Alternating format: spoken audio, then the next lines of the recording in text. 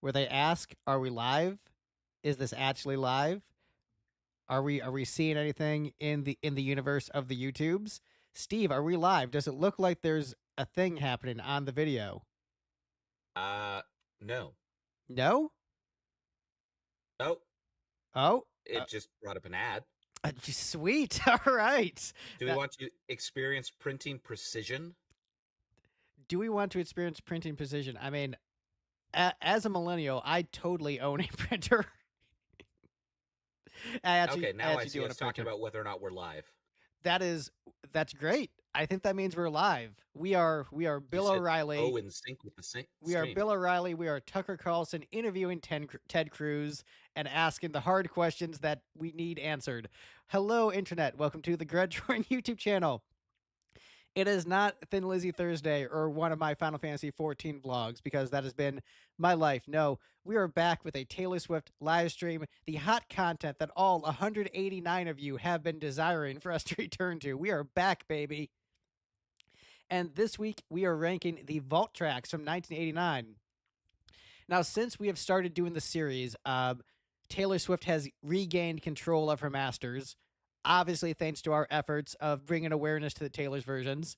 So you're welcome, Taylor Swift. You can feel free to send all of us checks in the mail for helping you, for really, shining a spotlight on the Taylor's versions so that we could reduce the economic value of the original version so that you could buy them back at a cheaper price, and then immediately have the economic value of them shoot back up because everybody wanted to listen to the originals anyway. So you're welcome, Taylor. And oh man, we've got a panel of excellent people who helped save Taylor Swift's career with us today. We've got Alexis, resident Swiftie. Hello, Alexis. Hi. We've got economic analyst from the New York Times, Michael Walsh, joining us. Welcome back, Mike Walsh. Hello. And we've got communist anarchist Stephen Smith, the exact opposite. Welcome, Stephen Smith. Hi. So we're ranking the vault tracks from 1989. We had something like 2.5 months to listen to these 6 songs, which is an absurd amount of time to listen to this tiny amount of music. I know that Steve just listened to it once, but I want to go around the panel and talk about our experience with the vault tracks. And I want to start with Mike Walsh. How many times did you listen to the vault tracks, and what were your thoughts on these? I listened to these at least 3 times each. And my thought on just this general preparation for this particular stream was that this is the way God intended people to listen to Taylor Swift. I can do about 6 songs every couple months. I was definitely getting burnt out for a while as her albums were declining in quality, and I was like, why is she getting worse? That's disappointing to me.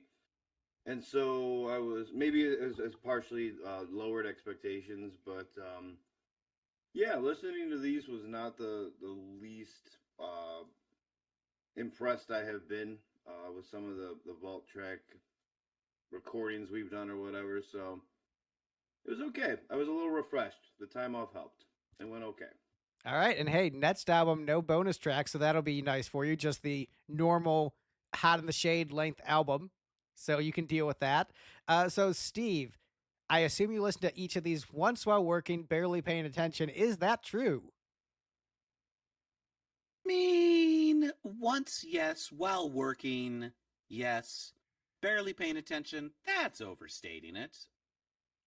But yes, I listened to them once. I listen, especially for a short set like this where it's only 6, I listen pretty attentively. The long ones where it's like 20 tracks, I don't have that amount of focus to really listen closely for that amount of time, especially while trying to, write code. But yeah, listened moderately well. And Alexis, how many times have you listened to these vault tracks over the years? Is this your favorite collection of vault tracks, or you're just like, they're all right? This is actually my favorite collection of vault tracks. I think they're definitely better than Fearless, because I don't like those. Speak Now, I like them, but I do think 1989 has the best vault track that we've seen so far. But I've listened, over the past few months, I probably only listened to them about 3 times, but before that, I listened to them like a lot. So I kind of already like knew what I was gonna rank them before I even like listened to them.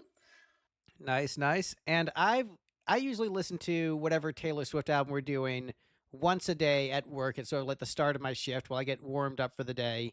But because of the long gap between episodes and the fact this was only 6 songs, I did not need to do that every day. I'm like, yeah, I got this. I know what these songs sound like. Opposite of Alexis, I think this is probably the worst collection of vault tracks. I think this is for, as we're getting to our general thoughts on these, I think a lot of these songs really feel half baked, like unfinished ideas, and then the ideas didn't get finished, but they still recorded them, and that's what the vault tracks are. So I think there are a couple very strong songs on here, and a couple good ideas that just feel incomplete. And the fact that there's so few vault tracks, as opposed to like other vault tracks, like here's like 10, here's 11 vault tracks, here's 6, shows that like they really refined everything. There wasn't much left on the cutting room floor with 1989. And there's a reason why a lot of this ended up on the cutting room floor, just usually just like was just an incomplete idea that like, we got better stuff. We'll just put it on the actual album. Not to say that all of these songs are bad, but this definitely feels the most like, oh, these are demos that we turned into proper recordings, and the ideas in many ways don't feel fully fleshed out. But hey, let's not beat around the bush. Let's see how fast we end up getting through this live stream, and let's go through the ranking from the bottom to the top. As a reminder for first-time viewers, which weird if you ended up here, but thank you, algorithm. Each panelist votes on the songs from best to least best. 6 songs on this collection. 6 songs we're ranking here. So any song could potentially get 6 points from an individual panelist, and lowest amount it could get from an individual panelist is 1 point. So best song from a panelist would get 6 points. Their least favorite song would get 1 point. And so this song got 2 points from me, 3 from Mike, 2 from Alexis, and 1 from Steve. So only 8 points total. We're starting up with Suburban Legends. Steve, you're from the suburbs. Why is this song so weak? I'm from a small town. I'm not even from the suburbs. But honestly, probably it could have gone either way if it weren't for sequencing and coincidence. But the melody is basically identical to Now That We Don't Talk. It name drops, or it feels like it's name dropping TikTok by Kesha. And Suburban Legends is also an iconic ska band. So you take all those elements together and you make just kind of a mid-tempo, not very much fun song. And it's just like, I would rather be listening to any of the more fun things that this song alludes to than this song right now. I mean, that's fair. I gave this 2 points, so second from the bottom. I think that I like the idea of the song. I think lyrically I get what she's going for. And I think there could be a fun way to make this like really overwrought and dramatic, like a Steinman song or an emo song. There's a way to have like dynamic builds that could make this feel just that over the top suburban drama that I think I wanted from this track. And instead, I think my issue with this collection of vault tracks, a lot of it comes down to the production, actually, where so much of it just feels like the Midnight's Tortured Poets production. And I think that's just like the production style that she is really into right now. But it doesn't sound like anything from the 1989 era. It just sounds like what Taylor Swift is into at this present time in her life. And I think because she's done so much music with this production style, it doesn't feel like it fits the material. And with the other vault tracks, it seemed like she was more willing to experiment with production styles. And this felt like, let's just use the settings we've been using for like the past 3 months and just put them on these. And so I think it becomes a bit boring with that musical choice. And I think with this song in particular, I think it did need more dynamic shifts to really emphasize the overwrought nature of the lyrics. So I was left, and also it's pretty short too. So I felt there was room for more musical movement, more musical dynamics. And so it just feels like, oh, this is like a good idea. It just that didn't feel finished to me. Alexis, you gave this the same number of points, but I assume you like it more than I do. What's your thoughts? Actually, I don't really know if I do like it more. This is like my least favorite of the ball track besides what Sweeter Than Fiction, because that like technically wasn't part of it at first. So, but yeah, I do think this one is rather boring, and I don't vibe with it as much as like the top, like the first four that I ranked are definitely like way better in comparison to this one, in my opinion. Because this one it just didn't hit as good as the rest of them, and it just didn't vibe with me as much. Like some parts of the lyrics are good, but yeah, I feel like the music of it is really not the best, and she could have done better. Mike, you gave this 3 points. Are we wrong about this, or are you just like, yeah, you're right about this? I just stuck a higher number on it.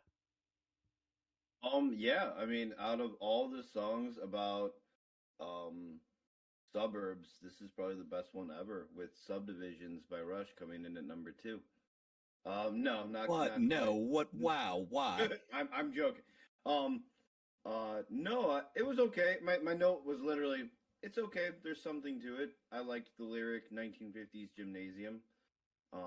That at least made me think of something. Made you think of Gene Simmons and how he likes the word gymnasium. Oh yeah, gymnasium. Yeah, actually, oddly enough, it did not make me think of that, but it made me think of like Back to the Future, or then it kind of just made me picture like the gymnasiums at the schools that I went to growing up, because they probably, weren't really all that far removed in the big scheme of things.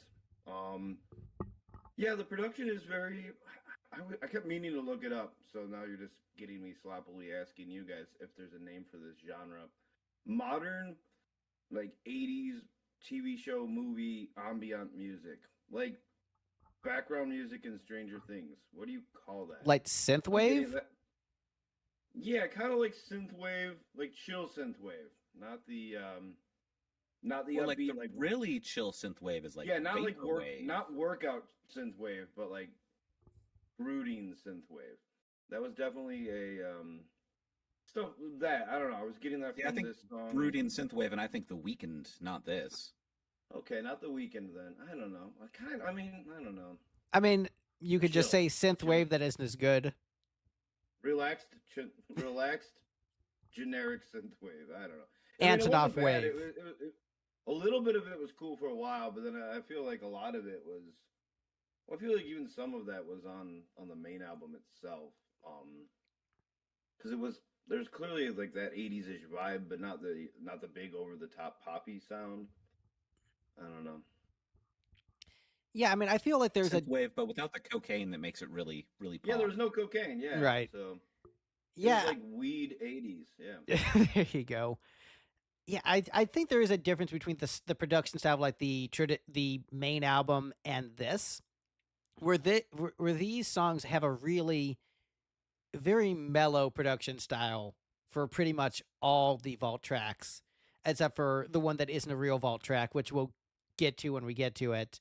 And so, yeah, again, I wonder how much more I would like these songs if the production were different, but it isn't.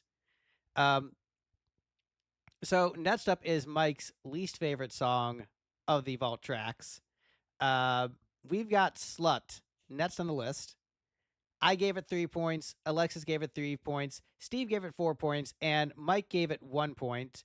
You know what? Let's start with Steve. Yeah, you know what? We're going to start with Alexis because we're not going to mansplain it. We're going to let Alexis go first.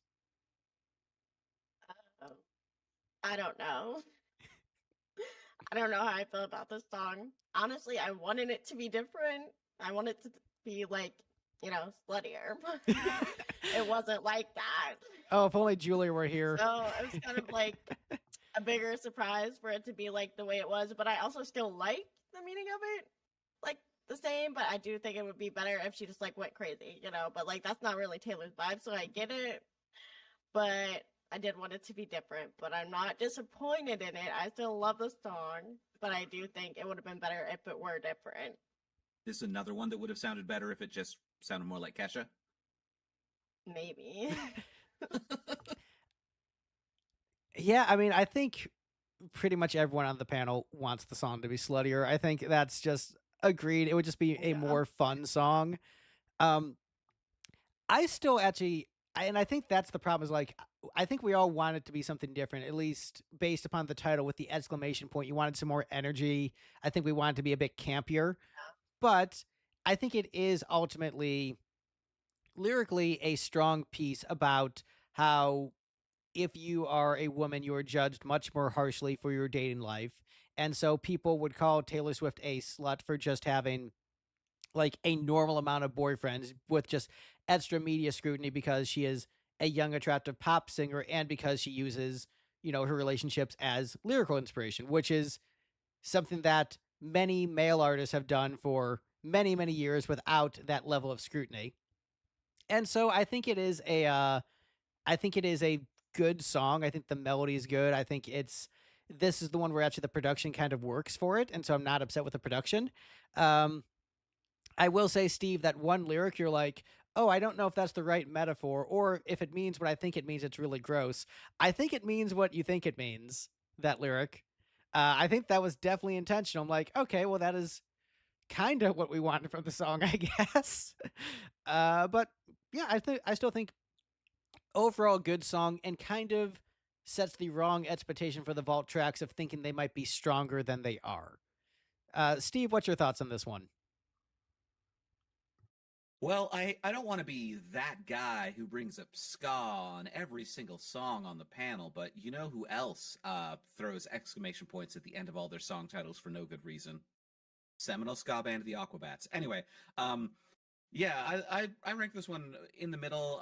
It seems like a pretty standard pop song to me. Why am I so out of focus? Yeah, it seems like a pretty standard pop song. I like falsetto jumps in the vocals, so that is always a bonus points. As Greg already alluded to, I thought that lyric about getting lovesick all over her bed is either like not understand what metaphors mean or a very very gross metaphor. But I guess Greg's on the side of it's the gross interpretation. So, Mike, you ranked this last place. You are known as the most conservative member on the panel. Does this offend your Christian sensibilities? I wouldn't say no. It didn't offend my Christian sensibilities, and that's why it offended me. I was just If Gene Simmons wrote a song called especially "Slut" with an exclamation point, it would be a very different song. It would be very. I mean, I was hoping for like a hot to go, or just like I was hoping for just a fun song where she just kind of like embraced it, or just threw up a middle finger, like you call me a slut, whatever. I'm just gonna be who I am. I'm having fun. You really wanted this to be a famous Riot and Pussy successful. song. I wanted this to be a Riot Pussy song, and I don't even know if I've ever heard a Riot Pussy song. The name means something to me. I don't know if I've ever heard the music, but exactly. But you've already been misled and disappointed by names, so maybe you wouldn't even like Riot Pussy. I might. I mean, I don't think I would like Riot. So the bad Pussy, news so is maybe I Riot would- Pussy is like really mellow synthwave. Yeah, Oh, I thought no. I thought Riot Pussy was like, Riot Pussy. Yeah, I thought it sounded like how it sounds, but apparently not. Yeah, it's just you guys already nailed it. Where it's like we all kind of had different expectations going into it, and it wasn't those things. I'm just surprised now that I had like the more, as someone who will often just for my own inner amusement make song lyrics as inappropriate as they can be, even when they weren't meant to be. I'm surprised that I had just a much nicer, more PG rated interpretation of "Lovesick All Over My Bed." But thank you, Steve, for going there and making it something much worse. I'm just picturing her like, I don't know, the guy's cologne is still on the pillow or something like that. But okay, you took it somewhere else. That's okay too. That's what we're here for, I mean, full disclosure, I took it there when I first heard the lyrics. Like, oh, okay. I didn't expect that, but you know what? Good for you. That is a strong visual metaphor. All right, and now we're just gonna plow past that up. And we're gonna move on to the next song on the list.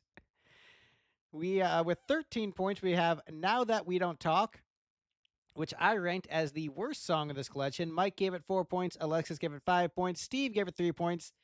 I gave it 1 point. This really felt like it's really short. It feels like it really feels like a sketch of a song that just got fully recorded. I can't explain what it is. Maybe it's the length.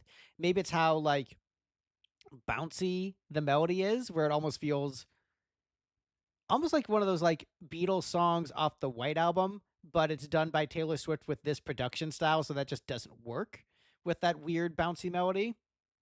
I mean, obviously, so this song is about how Harry Styles went through like a hippie era and started listening to like a lot of like Jimi Hendrix and Jefferson Airplane, and she's just like, you've just become like this weird broy asshole who's just talking about how cool music from the 60s is, which like we all know that guy.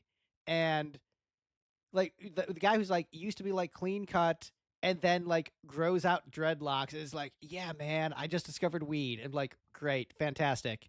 And so I get writing a song about how annoying that person is, but also conversely, acid rock is cool. There's some bitchin' tunes. So like Taylor's wrong to not like acid rock. But Right. this Sorry, Taylor, that some people like music that isn't all boring 4/4 pop songs. I mean, like, I'm gonna be honest. Like, I would rather listen to acid rock than this song, and it's not being like, oh, I'm gonna listen to a record that's much cooler than yours. I actually think Taylor Swift makes cool music. It's just, yo, like, I'm sorry, Hendrix is pretty bitchin'. I don't know what to tell you. So yeah, feels like a sketch of a song. The production does not work with this song. And this was produced like a weird White Album track with like some brass, like aggressive Sergeant Pepper brass. I would be this might shoot up to number 1, but with the Antonov, we just like import our settings over production does not work for me. And normally I'm not as much of like a production guy, I'm more about the songwriting. But like it really hampers the material with this album. And yeah, I ranked it as last place. Alexis, you ranked it, you gave it 5 points. Why am I wrong about this one? And also, what is your opinion on acid rock? Honestly, haven't listened to it. Don't have a desire to listen to it. So I'm with Taylor on this one. Like, I don't know. I just feel like the song is for the girls, okay? Like, the girls get it. And I do wish it was longer, though. I do wish she added a little bit more to it. But, you know, I'm happy with the way it turned out. I think it's a great song. I would listen to it all the time. I gotta send you over Honestly, some like, Hendrix. My top 3 is kind of like, my top 3 is like interchangeable. Like, this could have been number 1. It just depends on my mood that day, to be honest. All right, so let's see. Mike, you gave this 4 points. What are your thoughts on this and acid rock? Yes, they are intertwined for me. Well, obviously because she mentions it in the song, but I feel like it slightly factored into my ranking as well, or my level of enjoyment of the song.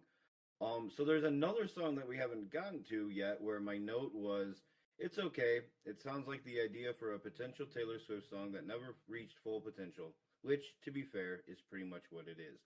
And then my note for this song, now that we don't talk, was same as above, but it's not as good, but not terrible. And then my last note was acid rock.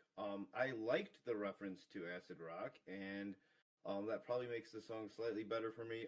I appreciated Taylor Swift crapping on acid rock, and it's not that I particularly am anti acid rock, but going back a number of decades as a child, getting into music, acid rock betrayed me. Because I misinterpreted the name of the genre. I knew there was hard rock, and I was like, well, if there's hard rock, acid rock is gonna melt my face. I thought acid rock was just gonna be like really sick hard rock, basically like Vinnie Vincent Invasion. I thought there was just gonna be sick, sweet shred solos all over the place and insane vocals, and I'm like, yeah, this is gonna be about, over the top 80s hard rock, acid rock. Like, just pour some acid all over that hard rock. It's gonna be nuts.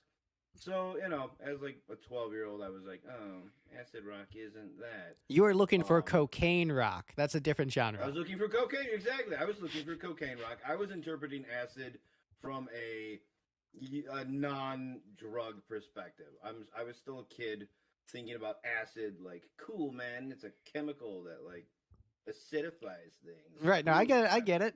Melts your So, brain.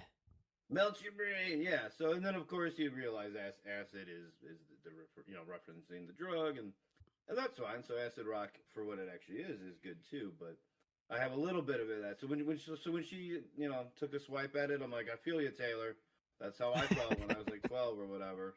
So I mean, the song is fine. It does have some. You mentioned the melody, and you said you weren't actually maybe that crazy about it, but I think for me that probably benefited it a little bit. But not a Taylor Swift masterpiece, but not a bad song. Oh, and then after it ending, I feel like this one ends abruptly, right?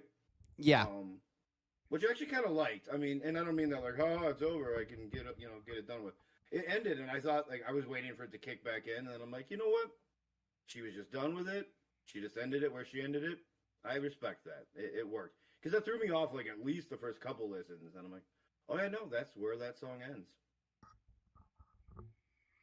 And Steve, we already know that you think acid rock is a far more interesting genre of music than stuff that Taylor Swift does, and you don't even like acid rock that much. I mean, not particularly, but again, interesting may or may not mean better or more enjoyable. But I think interesting is the key distinction. But yeah, generally, I rank this one in the low mids because, as you've been describing this whole time, Greg, this whole batch of bonus tracks just sounds like they recycled their presets and didn't really develop what they were doing with these ones. So this one, I was like, this sounds exactly like the last two songs, and so it ends up being forgettable mids. Yeah, again, just these presets with this bunch of songs. The thing is, like, this production style, I think, works for Midnights and Tortured Poets because the songs match the production. Like, it feels like we are going for this sonic cohesion here. Versus with this batch, it's like it's not the right production for these songs. It just feels very off-putting and weird. It's hard to describe. But yeah, now that we don't talk, Alexis, I gotta get you like some Doors and some Jimi Hendrix, and I mean, there's some really great stuff in the genre. But by that same token, whenever like a dude with long hair recommends you acid rock, he is always an asshole. So never mind, ignore all that. All right, next up on the list, Alexis and I both put this as number 1, and it ranked 3rd place. So Mike and Steve like, nah, this one sucks. Is It Over Now is next on the list. So this is actually a number 1 hit. I hear this in the radio when driving quite a bit. The local pop station plays this one quite a bit, so I've gotten used to just like hearing this on the radio prior to listening to the vault track. So this is a bona fide hit from this collection of songs. It does feel the most like this is an actual song of all the songs here, except for maybe actually these top 3 feel like complete real ass songs and not just demos that became real ass songs. Like this feels like a completed song in terms of its structure. I think it has strong lyrics. I think it has a strong melody. Definitely catchy. I can see why this one took off on radio, but also it doesn't feel like it fits in with 1989. It feels like it fits in with Midnights, Tortured Poets, that era of Taylor Swift, and just, again, it's those presets applied on a song from back then. It works, but I think the problem with all these songs is that it doesn't feel like a companion to 1989. It really just feels like this is a companion to Midnights more than a companion to 1989 or a companion to Tortured Poets, but way less good than anything on Tortured Poets. Hot take. But yeah, I still think it's a good song, but it's hard to wrap my brain around the production choice. Alexis, why is this the best song of these vault tracks? It's just the most fun, honestly. But I do agree, it does feel like it could fit more on Midnights. Maybe not Tortured Poets, but I mean, I guess it is just a song about somebody from her life that was around during 1989, but she just like did different music this time, I guess. I don't know. But yeah, it's on the radio all the time, which made me listen to it a lot more than the other ones, but it is probably the best one. Because yeah, you're right, it does feel like the most like like a complete song. I feel like it's got a good story to it. It's like more cohesive than the other stuff, I guess. The high standards of this collection. It's a real complete song. Uh, uh, Steve, why don't you go next? Have you heard this song on the radio? No, but I generally don't listen to those radio stations that often. I find it interesting that, excuse me, you guys are talking about this one standing out as like a more fleshed out and finished song than the rest, when like the very first thing that I noticed about this one is the synth melody that starts this one off is almost identical to the synth melody that ended the previous song, and not in a, oh, these songs are leading into each other kind of way, just in a, like, none of these songs are finished. We're just sort of spitballing ideas. And, you know, when you do that, oftentimes you spitball the same idea a couple times. And normally you're supposed to refine it down. So you only have one song that's using the exact same presets and melody. Right, but this is the This one one song also- they sent to radio, so they didn't hear the other one. No, that's fair. This one also suffered a little bit from, I think, if I hadn't been living in Nashville, then I wouldn't have latched onto this lyric as much. But when she talks about, like, you found a new girl and she's my exact clone, because, yeah, Taylor Swift, you're a conventionally attractive blonde white woman living in Nashville. There's a million of you. Living in New York at the time, Conventionally Oh, okay. but also just like I'm conventionally sure. attractive blonde white Welcome girls. to New York, Steve. Come on. Oh, my bad. Because there aren't also a million conventionally attractive blonde white women in New York, too. You mean there aren't a million conventionally blonde white women in major American cities? Shocker. Like, Right? But yeah, I suppose, yeah, she had been in New York at the time, but also, like, I don't really care where she actually was and who this song was about, so I presume it was about somebody in Nashville. local Nashville resident Harry Styles. Exactly. So Mike, have you heard this one on the radio, and are you surprised this is another #1 hit in the catalog? I don't recall hearing it. Who's to say I never have? But no, didn't ring any bells for me. As a song, if I'm being completely honest, I am surprised it would be a #1 hit. I don't think it has #1 hit all over it, and that's not even necessarily a bad thing. Like, there are hundreds of songs that I think are great songs that aren't #1 hit material. Considering it's Taylor Swift, like, okay, she could probably release a lot of things and get it to rank very high, just, you know, with her just her reputation, which was not a pun, but reputation, yeah. This one maybe just fell victim to just where it was sequenced for me. Because my note about it was like, it's fine. There's just so many of these. I think I was just starting to get a little fatigued at this point. A lot of similar sounds and everything, but it's okay. I was even kind of surprised when you and Alexis were saying, like, oh yeah, it's like the most complete of the songs. Like, it was a #1 hit. I'm like, say what? So I even just quickly listened to like 20 seconds of it, and I'm like, okay, maybe there's a little bit more to it than I remembered. But I was, I was already a few songs in, and they were, for the most part, all kind of doing this thing for me. So that's why it ranked a little bit lower for me. But I will say this: I remember being annoyed that I didn't dislike it enough to make a stupid, like, "Is it over now?" reference. Because I remember when it was done, I was like, I didn't think it was bad enough to merit that stupid joke. And that frustrated me. So I guess I think this is a perfectly mediocre Taylor Swift song. AKA #1 hit material. Yeah, okay, there you go. So we're at the #2 song on the list, which is hilarious for so many reasons. Because this is a song considered by Swifties to be one of the worst things Taylor Swift has ever done. Swifties hate this song, and Mike and Steve both ranked it #1. Sweeter Than Fiction is next on the list. So this is a vault track, but not really.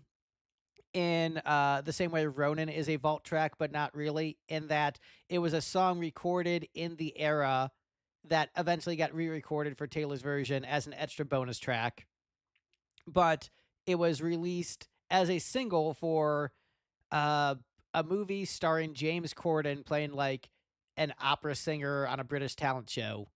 And so when I think opera singer, my first thought is obviously Taylor Swift. When I think of operatic vocals, that's my immediate first thought. And so just Taylor Swift fans think this song just kind of sucks. They they think the lyrics are kind of like bland, nothing, like empty calorie motivation. And but here's the thing, like I think musically it's actually pretty catchy. I like the momentum of the song. I do like those stupid believe in yourself songs. Like that is my bread and butter. I mean, I was literally watching clips from Rocky 3 yesterday just because it's just like I just felt like watching some Rocky 3 clips. So like this, training montage music, even though this is probably just like I don't know, James Corden like running in London, so like not a very interesting montage, but still, I think it's a cute enough song, and I think it's hilarious that the non-Swifties ranked it as number one, elevating it super high in the ranking, and the actual Swiftie, who is in touch with the community, who knows how much fans hate this song, is like trash, rank it at the bottom. So we're gonna close out with negativity. We'll let Alexis go last while we mansplain why the song is great and why the girls are wrong about this one. So, Steve, why is this the best song here? It's got drums with more energy to them than the rest of the album. Or rest of the set of tracks, I guess, not album. It's got modulation, which is a much more interesting like arrangement choice than she's usually doing, and it ends with the guitar riff from Today, which is an absolute banger of riff that elevates every single song that it's ever on. So just like a lot of good elements going for this one, and I don't care about James Corden movies enough to watch them, let alone know what's on their soundtracks and if it's appropriate for the song for the movie. Yeah, I will say the Taylor version of this is basically identical to the original single version, which is probably why the production sounds different because it actually was different. They had to actually do different production techniques on this track rather than just fly over the settings. I live in Freedom Land, so we're not required to care about Britain's Got Talent. I mean, that's true. Except for the freedom part. Right. This podcast brought to you by ICE. Do you get demonetized if we say abolish ICE? Look, we're at the point where Bill Kristol is saying abolish ICE. Like, if even the neocons are saying abolish ICE, like we're probably fine. I mean, former Bush administration official Bill Kristol is saying abolish ICE. Like, when I saw that, I was like, yo, like I thought we were still like debating like is Black Lives Matter a good slogan?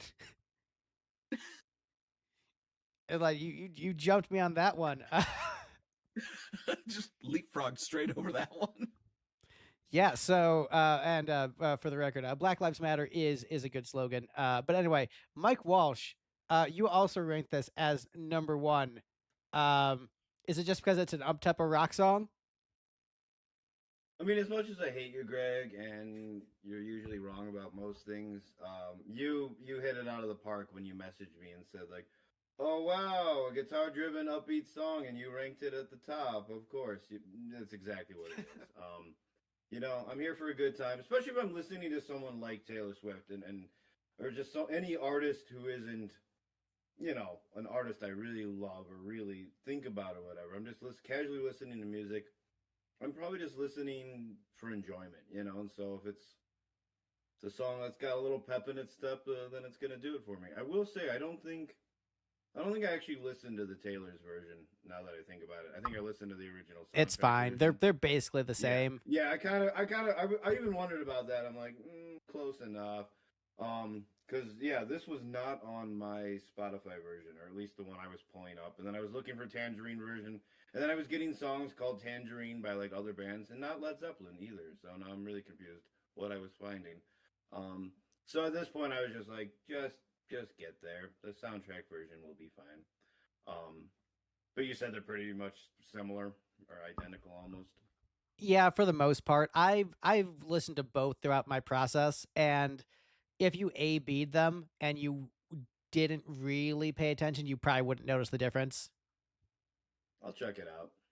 Maybe. The other one I found on YouTube, so I think that's one of those ones where like you have to buy the physical copy to get that track on Spotify. It's like it's an extra bonus track.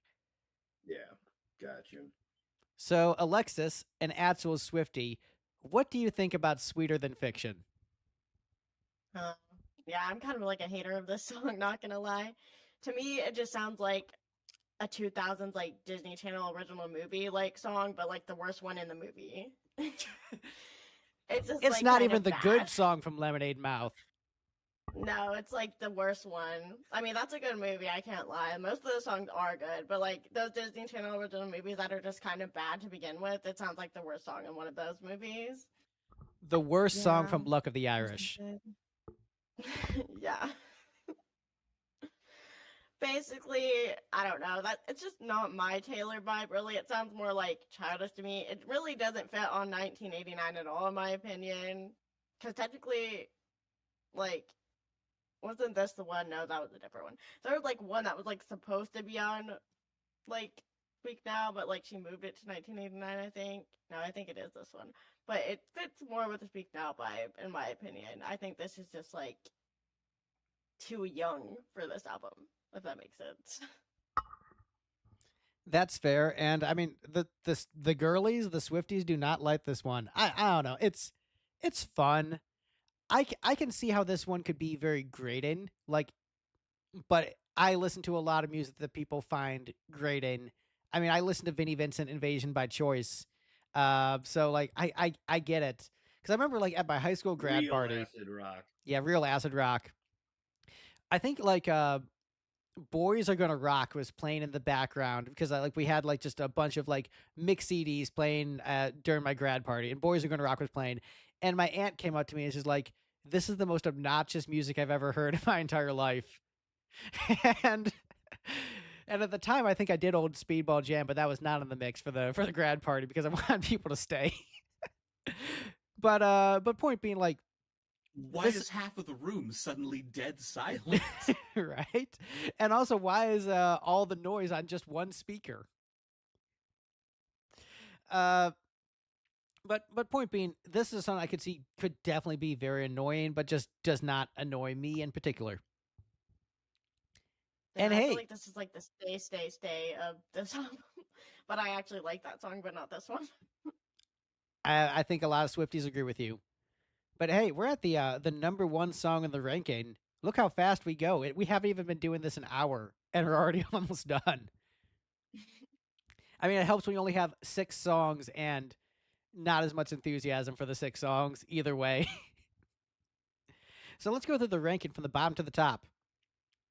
Suburban Legends, Slut, Now That We Don't Talk, Is It Over Now, Sweeter Than Fiction. But the best of the 1989 vault tracks, according to this panel of experts and Alexis, is shockingly Say Don't Go, which I'm fine with. Like, I think it's kind of an underrated song in the catalog, but also I am just like a Diane Warren simp. So it's like, oh yeah, Taylor Swift and Diane Warren wrote a song together. And turns out if you get 2 really competent songwriters, like consummate professionals who are known for, banging out hit after hit, you get a pretty decent pop song. Surprise, surprise, when you get 2 professionals in a room, they write a pretty decent pop song.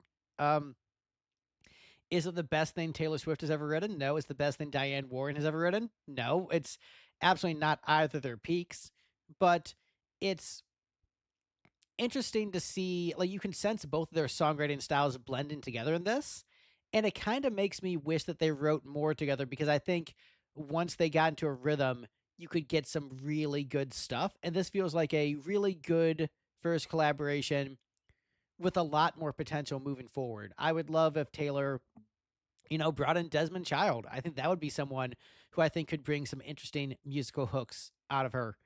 But as it stands, yeah, I think this is a cool song. I think it's one of the most complete songs on this collection of songs. Like I think this is another one that like feels like a full ass song and not just like a full ass demo.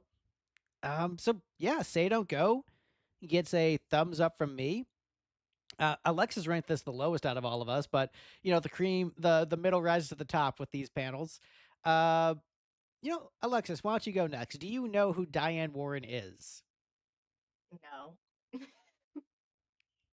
But I'm actually really, like, extremely shocked that I'm the one that ranked this the lowest because I love this song.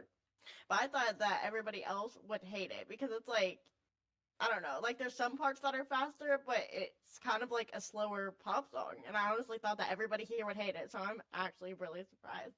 I mean, I'm not mad about it because I do think it's a great song and I love this song. So now I feel bad that I'm the one that ranked this the lowest out of everybody when I actually love this song. I mean, I think everybody here has a level of Diane Warren love, and you probably do. You probably just don't know what song she's written. She's basically one of the most successful pop songwriters in history. So you know her music. You just don't know you know her music. Like Aerosmith, I Don't Want to Miss a Thing is her, as an example. So we'll transition into someone who's one of his favorite bands is Aerosmith. Mike Walsh, known Diane Warren appreciator. What do you think about this song? Yeah, my life just got turned upside down 2 minutes ago when I found out that this is a Diane Warren co-write. That would have changed my ranking. I don't know about that, but considering that it's Taylor Swift with one of the most successful songwriters of all time, I think this song should have been a lot better. I had no idea. I don't know why this song needed Diane Warren. I mean, I get it. You know, this famous people are going to work together. No big deal. This is not a song at the level of I collaborated with a major songwriter. Although I do like it. And especially I think for me this one benefited from coming right after Slut because Slut starts off the bonus tracks. I'm like, oh geez, is it just gonna be 6 of these? Like what? Am I just gonna be annoyed again? So Slut kind of disappointed me, and then this came on. I'm like, okay, there's something here. But yeah, I still don't think it sounds like it sounds like a song that had more potential and just kind of never got fully finished. It's good. I do like it, but yeah, I don't know. Just now that I know it was with Diane Warren, it's like, okay. Or, anyone major at that level, I'm like, maybe should have been better. But it is what it is, I guess. It is what it is. Yeah, this really feels like the message in a bottle of this album. And that message of the bottle was the first song that Taylor did with Martin and Shellback. And it's like, it was a pretty decent song. But then they went on to do We Are Never Getting Back Together and I Knew You Were Trouble, like, the big hits off Red. And then, like, Message in a Bottle was like sort of like their warm up song. This feels like the Taylor Diane warm up Let's Get Together song, like you get to know each other song. And then they just never wrote the song after that, which is unfortunate. But this feels like a good, like, vibing out with each other song. And it's still just like, there's that awkwardness the first time you write with somebody. So, you could tell, like, you have to build the rapport as you continue to, like, develop that relationship. So, like, for our first outing, that was probably just, like, a demo never intended to be released. Like, this is actually pretty good. It's not the level that either songwriter is at their peak. Because Taylor Swift, at this point, also one of the most successful songwriters in history. So, just when you get... You know what, that is fair. I'll give you that. And keeping in mind, this is a vault bonus track. It's not like they were like, this is our next #1 single. Although, as we've learned, if Taylor Swift releases it, it can easily just become a #1 single. Also, really quick, I do have to add that when you asked Alexis if she knows who Diane Warren is, I'm like, she's not going to know that name. And then you're like, oh, yeah, you probably know her. You probably actually have heard dozens of her songs. You probably know, like, I Don't Want to Miss a Thing by Aerosmith. Then Alexis goes, and I'm like, oh, no.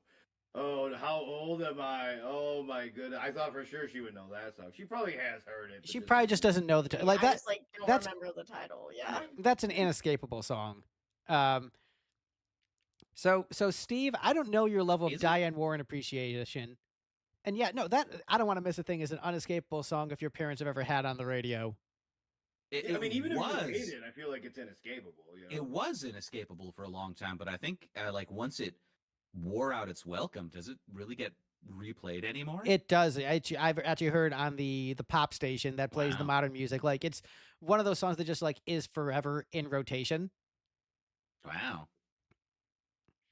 But no, yeah, I don't know Diane Warren by name really, but like I was looking at her list of songs that she's written, and there are tons of bangers on here, such as Blame It on the Rain, Unbreak My Heart, Nothing's Gonna Stop Us Now. Also, there is that Something- running gag where I think she's been nominated for an Oscar like 19 times and has never won. And so she's just like, all Damn. right, I'm ready to lose an Oscar again this year. And so she just An like will Oscar? post, yeah, for best original song for a movie. Okay. Because she's a very talented professional songwriter. Obviously, like we need a banger for our soundtrack. Like I Don't Want to Miss a Thing from Right. Armageddon, and she will always get nominated and always loses. And she just like always has like a great level of snark every time that happens. It's fantastic. I guess the thing is, if you write a song like "Don't Want to Miss a Thing," you have to get the Oscar nomination. But by the time the Oscars roll around, everyone's so sick of hearing that song once an hour for the last 9 months that they just don't want to give you the award. Right? Anyway, I thought this song overall, it was a more fun song than "Slut," but it didn't have the nice falsetto, which I found to be a bit of a bummer. I like falsetto, but I think it was a decently fun song. Not as fun as Sweeter Than Fiction. Yeah. Never was going to be on the level of Blame It on the Rain. No. Can't top Milli Vanilli. Did Steve and I have the same top 2 songs in the same order? Sweeter Than Fiction as top and Say Don't Go as Yeah. second? Yeah. Yeah, we nailed this ranking. Nailed it. Nailed it. And look, I mean, is this a turn on the night? Absolutely not. But still another, another good Diane Warren song to add to her catalog. I would love if Alexis was like, "Oh, Turn on the Night." Yeah, I know that one. that would be incredible. That would be crazy if you did. Yeah. We'll just have to send her Turn on the Night as proof of the power of Diane Warren. But that is the ranking. So, in closing thoughts, I'm not too surprised with this ranking. I'm not surprised with Steve and Mike ranking the up-tempo rock song, extra high. I'm not too surprised with Diane Warren, competent pop songwriter, being pleased enough to everybody. We're just like, yeah, everyone kind of likes Diane Warren music, so it just kind of rises to the top. And the production on a lot of these songs is kind of meh. So literally nothing about this surprised me in any way, including the production choices. Just all of it was the most predictable Taylor Swift has ever been is this collection right here. Alexis, closing thoughts on the vault tracks. I still don't get, why is this the best collection of vault tracks? I don't know. This is just my vibe. Fearless is too like country sounding for me. Don't care. Speak Now, just I don't know. I just didn't love those songs. Like when Emma falls in love, not like they're just too slow. Like there's nothing very interesting about them. You need the high-speed for the antics of one Say that Don't was- Go. Yeah, like this sounds more poppy. This is just like more fun. Then like Fearless is just too country, too slow. Speak Now is just kind of too slow, except for like 2 songs that I actually like. The other ones were just like, they were okay, but I'm not gonna like choose to listen to them as much as I'm gonna choose to listen to like, because I could listen to all the 1989 vault tracks and like not hate it. But the other ones I would definitely have skips. I mean, but there's only 6 of them, and 5 if you're excluding Sweeter Than Fiction. So there's a lot less too, and they're shorter. That's true. Steve, how are you feeling walking away from the 1989 vault tracks? Do you have any emotion whatsoever? I feel nothing. But no, yeah, Greg, I think your summary is probably pretty fair. Those of us who like rock music liked the fast song. Everybody thought a Diane Warren co-write was pretty good, and the whole thing sounds a little underdeveloped. It's polished, but it's undercooked. Mike, do you have emotions or feelings? No strong ones. Although I do think I will somewhat partially back up Alexis. I think I might like these vault songs better than the ones on Red or Speak Now. I'm just kind of quickly looking at all of them now, trying to remember what I do or don't remember. Maybe I would still take the ones on Fearless, but yeah, this might be my second favorite batch of vault songs that we've done. I think part of it though really was just the break. Can we just do this from now on? Can we just do like 6 or 7 Taylor Swift songs at a time? Like, there's songs there. I respect their talent, but when we do 24 of them and 23 of them are just mediocre at best, it's a lot. So I hereby proclaim that we just do maybe like a maximum of 7 songs at a time. Lucky number 7. It's a good amount. It's digestible. We'll just take 5 years to get through. I can't wait till we do the like 40 tracks of Tortured Poets all at once. That's what you keep saying, man, and I might just have to pull the trick what you'll want to do is just like listen to like treat them like EPs. Let's say like do like 5 songs one week. We'll give you like 2 or 3 months. I might just I'll probably just Steve it and just like random number generator it and you just gotta pay. You gotta pace yourself, man. It's a marathon, not a sprint. Yeah, I will say like maybe after our last stream or something, because you keep saying this, I started just quickly going through the songs, like literally 5 seconds, like skip, just I didn't really have any strong opinions. I was hoping to like hear something where I'm like, oh, there's some that stood out to me. I didn't, but we'll see. All right, well, that is the episode, and now comes the part for plugs. Alexis, what are you listening to lately? What do you think the kids at home should be listening to? I don't know. I still listen to Taylor Swift. Listen to Tortured Poets, because that's a good album. I'm looking forward to Sabrina Carpenter's new album that comes out at the end of August. So listen to that when it comes out. Yeah, it'll probably be good. I've been enjoying Man Child. I think it's a good single. I was kind of worried she would be like a 1-album wonder, but it seems like no. Now she just has like a legit like career, which is nice. Like because like she was struggling for so long, and then finally broke like the massive mainstream success, and was oh, I hope this momentum keeps up, and it looks like it is. So good for her. She's putting the work. Steve, yeah, she does have a lot of albums. She does, but only like 2 of them are only 2 that people care about. Steve, what do you think the kids at home should be listening to? Perhaps Regdar and the Fighters? The brand new Regdars and the Fighters full-length Repossess the Sky Part 2 is now available for pre-order on Needle Juice Records. And if you're in Nashville on July 13th, you can come to our album release show / the triumphant return of my self-indulgent birthday show, where you can see the final Oliver Twitch show, perhaps ever, and Worm Quartet in one of his very rare appearances in Nashville. It's going to be a really cool show, and because we're all old, it's going to start early and end early. Oh, heck yeah, because I was looking at that, and I'm like, that's a Sunday, dude. I got to work the next morning. What time does it start? Yeah, I think music is 7:30 or 6:30. So nice. We got to be done by 11. Okay, where is it at? I'm pretty sure the venue kicks us out then at Dark Matter on Dickerson Pike. The Facebook event says what time the noise starts. Yeah, I just put on my calendar.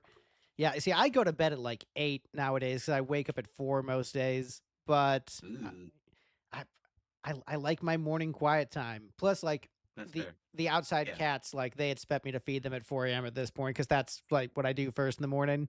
So yeah, music starts at 7:30. All right, when fast changeover. So who's headlining? And D Fitz is closing out the night because she insisted that she was like Noise Rock has to go last. So that's great. First, and then the touring bands. Oh heck, I am. Yes, I will be that asshole who sticks. Look, Greg's like, I'm gonna be there, and then I'm gonna leave. Yeah. Look, I don't need to network anymore. I don't give a shit. So yeah, I will watch your band. I will support you. I'll have a great time for your birthday. Then I'm gonna go home and sleep. Hell yeah. Sorry, all other bands. You should at least stick around for try to stick around for Worm Quartet. I'll think about it. Who's third? I'll look. look, I'm old and I don't Also, need try to impress stick around anybody. for defense. What? That's fair. Also, stick around for defense. Everything's going to be cool that night. Nope, I'm gonna be that ass. I was like, my friend's band is playing. I'm gone.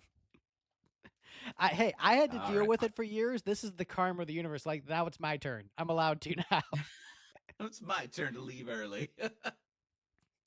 All right, Mike Walsh. Anything you want to plug? Bands you would not leave early if they were playing. Ironically, that was about to be who I was going to plug. In a sense, hear me out. I was going to plug the new single and music video "Wild Blood" by Brian Durbin, my cousin, friend, and protege. Although I was gonna say I don't leave his solo band early, but I do often leave his cover band early. And it's funny because like other people, mutual friends or whatever, they're like, "You left early again? You left early?" I'm like, I've heard him do nothing but a good time 100 times. Like, this show is an hour away. It's cover tunes. They're great. They do them extremely well. Nothing That's but why I 100 say- good times, more like it. Exactly.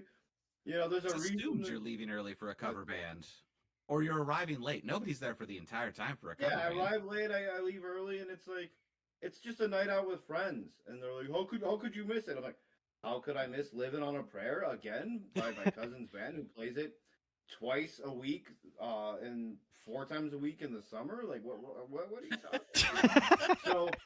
So his solo music is original, and then he's also in a cover band. So yeah, check out Wild Blood, Brian Durbin. All right, and next time we will be doing Reputation Taylor's versions, all 71 songs by internet.